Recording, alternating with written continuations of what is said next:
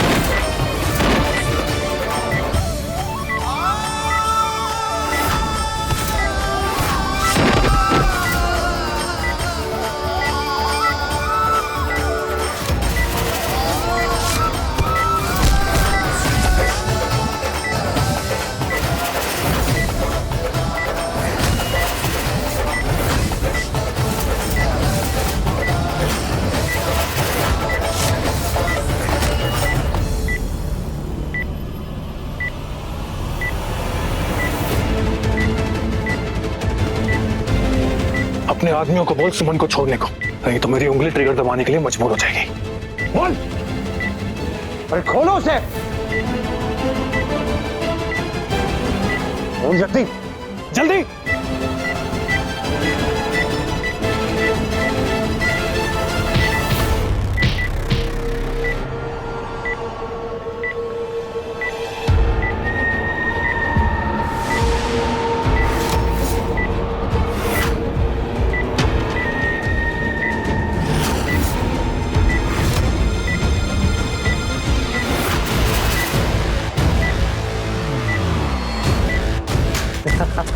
अंशुमन जी! अंशुमन जी!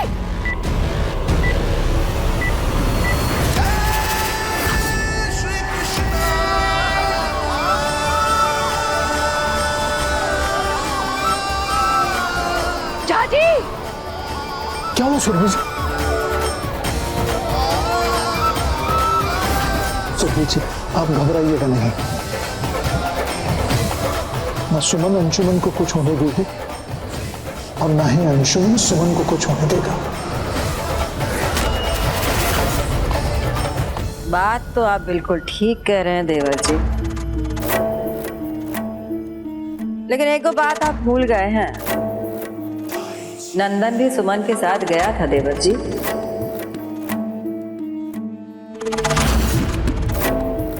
फिर हमारा नंदन लौट के नहीं आया।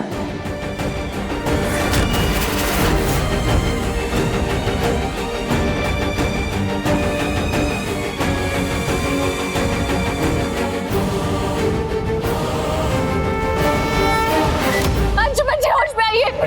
अंशुमन जी! अरे उसके नाम का माला क्यों जप रही है? अब तो उसकी फोटो पे माला पहनाया जाएगा। छोड़िए हमें! दूर हटिए हमसे अंशुमन जी!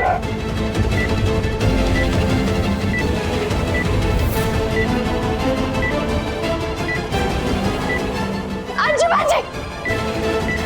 पीछे हटिए! हटिए पीछे! पीछे हटो! पीछे हटो! आ जाओ! आ जाओ! सुमन, सुमन, दूर हटो हमसे! हमारे पास मत आना शिरीष! देखो दूर हटिए! तुम अंशुमन को तो ले नहीं जा पाओगी, तो कैसे जाओगी? और अगर अकेली जाओगी तो घर वालों को मुंह क्या दिखाओगी? ले जाएंगे हम यहाँ से, तुम दूर हटो हमसे! और वैसे भी ये कन तुम्हारे मासूम हाथ में शोभा नहीं देते। तुम मुझे दे दो। नहीं, हम तुम्हारे साथ नहीं चलेंगे शिरीष। हमारे परिवार ने नंदन को खो दिया है, लेकिन हम अंशुमन जी को नहीं खोएंगे, किसी भी हाल में नहीं खोएंगे हम। लाओ, मुझे दे दो। दूर हटो, पास मत आओ! दूर हटो! पीछे हटो! मैं जा रहा हूं। तुम सबको मारेंगे! जल्दी जाओ!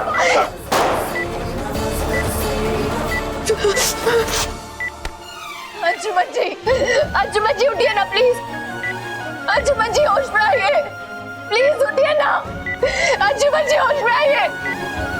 अंशुमन जी प्लीज उठिए ना। अंशुमन जी प्लीज होश में आइए। पानी पानी पानी। शिरीष भारद्वाज ने जो कह दिया वो हर हाल में पूरा करेगा। कहा था ना मैंने कि तुम दोनों को लैला मजनू की मौत दूंगा, तो अब लैला मजनू की तरह ही मरो।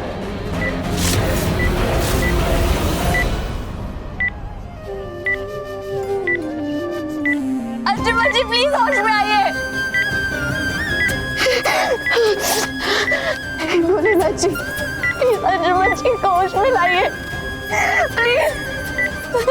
अंजुमन जी प्लीज होश में आइए। अंजुमन जी उठिए ना प्लीज। अंजुमन अंजुमन जी अंजुमन जी तुम ठीक हो? आप ठीक है, आप ठीक है।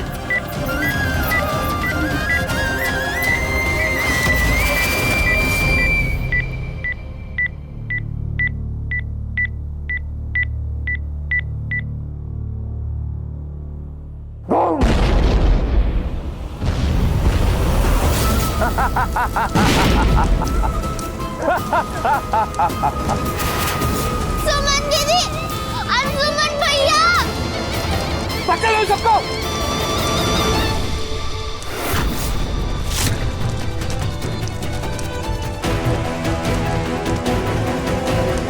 शिरीष भारद्वाज, हमें तुम्हारी असलियत का पता लग चुका है, इसलिए कोई भी होशियारी करने की कोशिश मत करना। सुमन दीदी, अंजुमन भैया,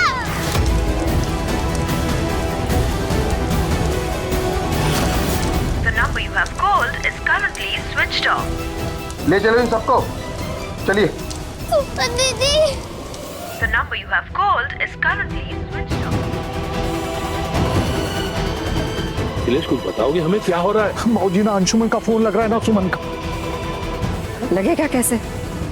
एक मनहूस जो गई है हमारे बच्चे के साथ, एक को तो खा गई और दूसरा गया है उसके लिए मुसीबत मोल लेने। जाने का खबर आएगी। भाभी आप कभी तो अच्छा बोलिए, मेरी तो समझ में नहीं आता आप ऐसा बोल कैसे लेती हैं? मतलब हम ऐसा कहा कह दिए देवर जी जो आप बात का बतंगड़ बनाने लग गए? बात का बतंगड़ मैं क्या बना रहा हूँ, आप बना रही है भाभी। सोचिए ना आपने क्या कहा। एक औरत जो अपने ही बच्चे की मौत के बारे में सोचे, उस औरत को क्या माँ का दर्जा देना चाहिए?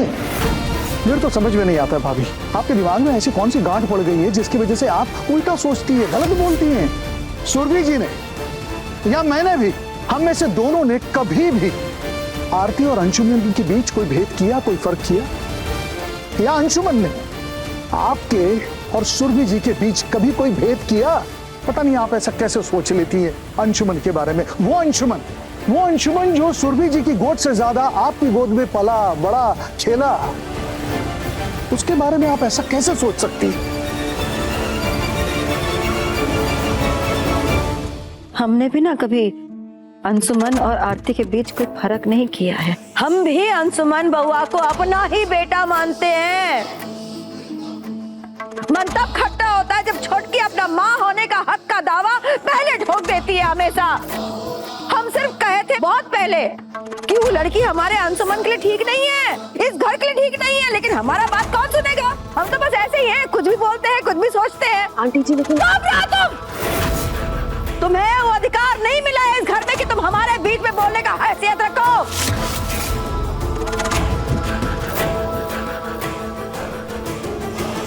जी, हम उस लड़की को मनहूस खा कह दिए, आपको इतना बुरा लग गया? हम तो अपना मन का डर बता रहे थे। नंदन गया था उसके साथ, वापस नहीं आया।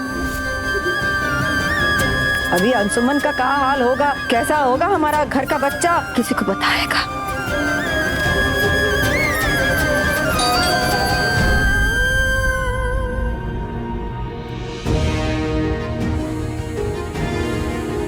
इंस्पेक्टर साहब,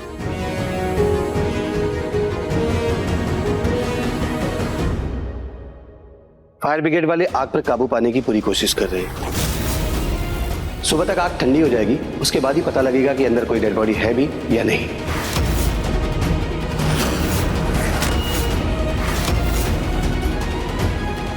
वहां कोई डेड बॉडी नहीं मिलेगी। अंशुमन हार कर लौट कर आने वालों में से नहीं। उन्हें कुछ नहीं होगा।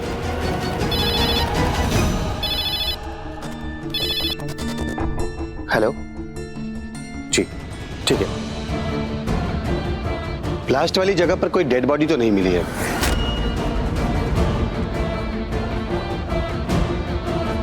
हाँ, 2 मोबाइल फोन मिले हैं, वो भी जले हुए। ये शायद दोनों फोन अंशुमन और सुमन का ही है, लेकिन बाबूजी ये दोनों है कहाँ?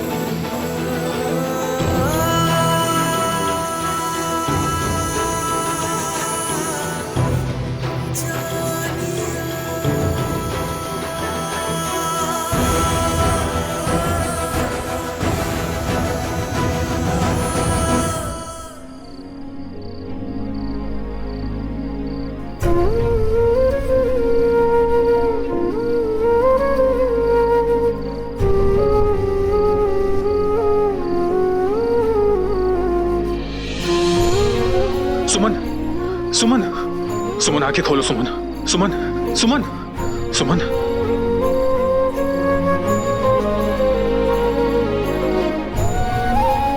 सुमन, सुमन आंखें खोलो। सुमन आंखें खोलो। सुमन, सुमन।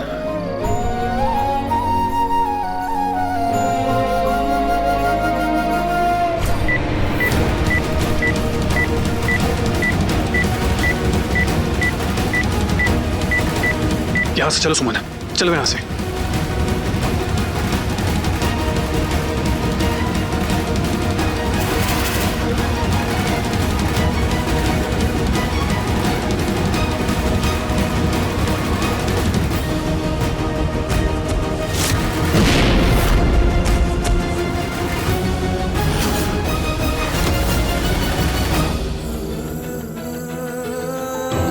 सुमन, सुमन, सुमन।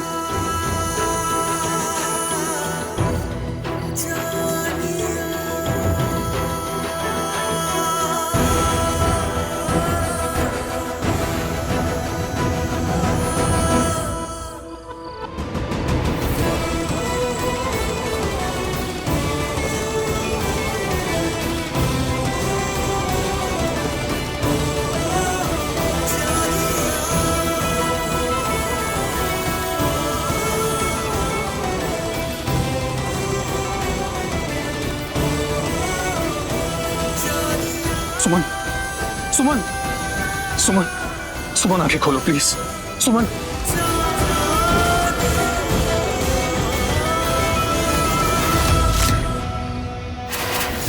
इंस्पेक्टर साहब की मेहरबानी से हम आपसे मिल पा रहे हैं।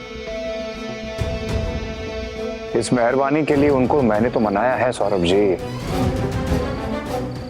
ये लीजिए सौरभ जी, मैंने सुमन के हाथ में एक जीपीआरएस ट्रैकर डाला है।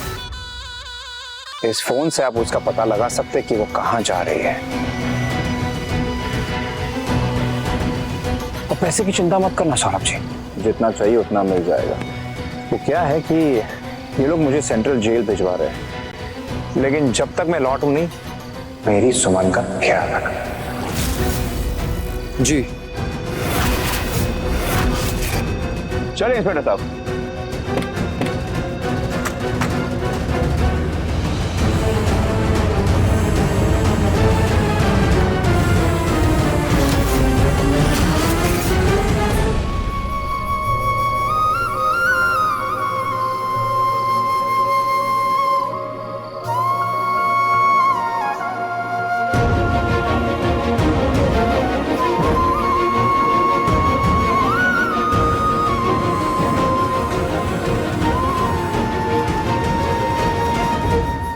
सुमन, सुमन आंखें खोलो। सुमन प्लीज, सुमन आंखें खोलो। सुमन हम यहाँ से घर जाएंगे। सुमन, हाँ आंखें खोलो प्लीज। सुमन, सुमन, सुमन। अंशुमन जी आराम से, आराम से। सुमन तुम ठीक हो?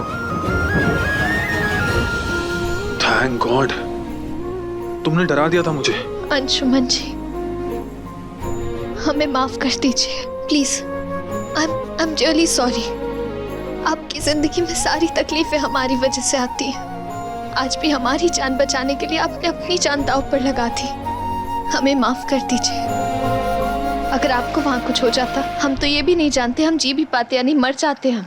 आई एम रियली सॉरी। सुमन, क्या तुमने सोचा है अगर तुम्हें कुछ हो जाता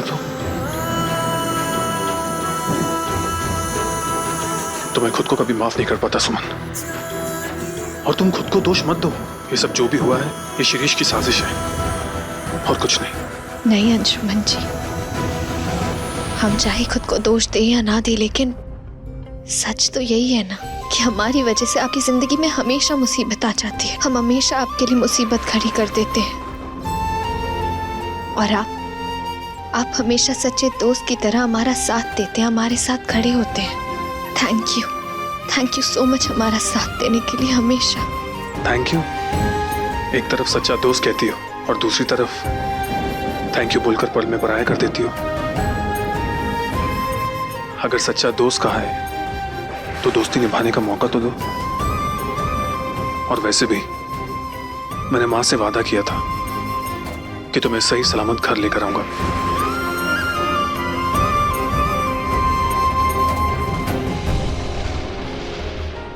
लेकिन अंशुमन जी, हम हैं कहाँ?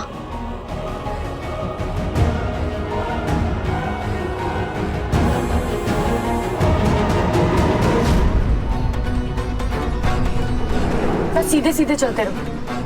तान्या जी, हम सही दिशा में तो जा रहे हैं ना? ऑफ कोर्स, सीधे सीधे चलते रहो, बस सवाल मत करो।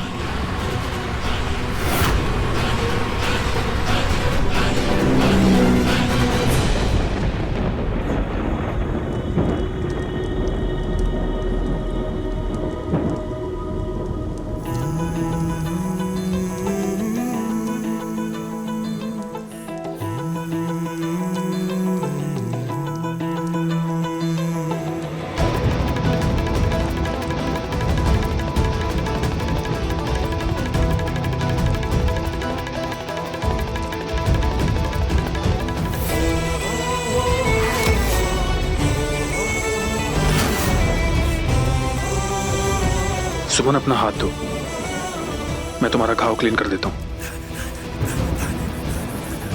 नहीं अंशुमन जी,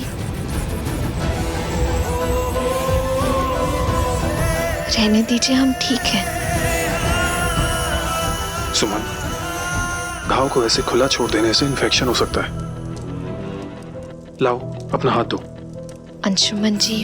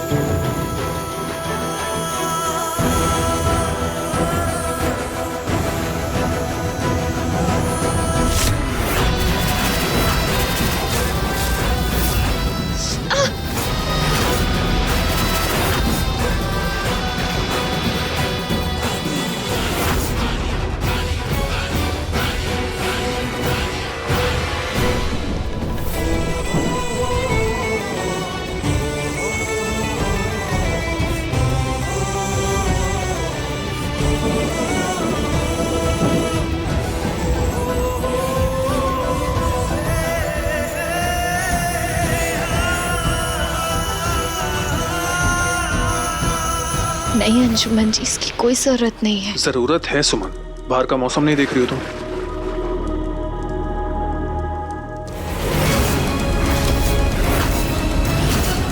ये तो जीपीआरएस ट्रैकर है, ये तुम्हारे हाथ पर किसने बांधा? शायद शिरीष ने ही बांधा होगा हम पर नजर रखने के लिए। मतलब वो अभी भी हम पर नजर रखे हुए है।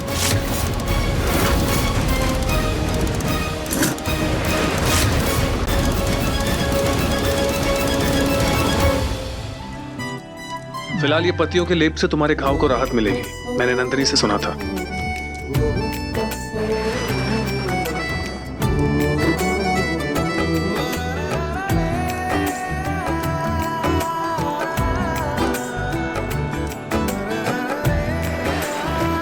सुमन, ये पहन लो। नहीं अंशुमन जी, हम ये कपड़े नहीं पहन सकते। क्यों नहीं पहन सकती सुमन? क्योंकि ये कपड़े रंगीन है, सफेद नहीं। सुमन, तुम भी कहां समाज के बनाए हुए धकियानुसी नियमों में फंसती जा रही हो। और दिया क्या है इस रंग ने तुम्हें? जब से तुमने इस रंग को अपनाया है तुम्हारी जिंदगी में सिर्फ प्रॉब्लम्स आई। तो त्याग क्यों नहीं देती इस रंग को? अंशुमन जी, आपको पता है ना, ये सफेद वस्त्र का घेरा एक विधवा के लिए कितना मजबूत है। जब तक इस रंग का साथ है, एक विधवा कई सवालों से मुक्त है। इस रंग को त्यागने के बारे में अगर हमने एक बार भी सोच लिया तो भी कुछ नहीं होगा सुमन। जरा खुद सोचो सुमन, ये रंग विधवा को सवालों के घेरे से मुक्त करता है या जिंदगी को सही तरीके से जीने से रोककर उसे कैद करता है? और आज के जमाने में ऐसी सोच को स्वीकारना क्या सही है? और फिर दुहाई दी जाती है उसकी जो हमारे साथ है ही नहीं, जो चला गया है। उसके विचार, उसकी पसंद नापसंद का किसी को कोई ख्याल नहीं आता सुमन। तुम इस रंग को अपनाकर नंदन की आत्मा को दुख पहुंचा रही हो सुमन।